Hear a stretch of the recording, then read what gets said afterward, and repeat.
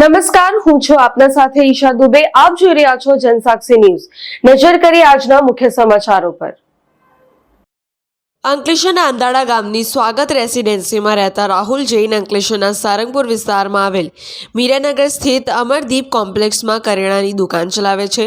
જેઓ ગતરોજ રાત્રે પોતાની દુકાન બંધ કરી પોતાના ઘરે આવ્યા હતા. તે દરમિયાન રાતના સમયે તસ્કરોએ તેઓની બંધ દુકાનને નિશાન બનાવી હતી. તસ્કરોએ દુકાનનું તાળું તોડી અંદર પ્રવેશ કર્યો હતો અને દુકાનના ડ્રોઅરમાં રહેલ રોકડા 2 લાખની મત્તાની ચોરી કરી ફરાર થઈ ગયા હતા. ચોરી અંગે JIDC પોલીસે ગુનો નોંધી તપાસ હાથ ધરી છે. મારું નામ રાહુલ જૈન છે.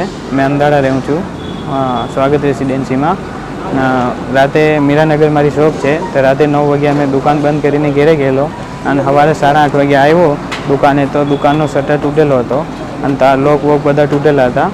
અને દુકાનની અંદર મેં ગયો ત્યારે કાઉન્ટર જોયો તો કાઉન્ટરમાંથી 2 લાખથી ઉપર કેશ હતા, તે ચોરી થઈ ગયા. અને પછી મેં આપણે JIDC પોલીસમાં જાણ કરાવી અને ત્યાં જઈને આવ્યો મેં. તે પોલીસ અહીં આવેલી છે દુકાને અને જાંચ પડતાલ કરે છે. પિન્ટુ મોદી, જનસાક્ષી ન્યૂઝ, અંકલેશ્વર.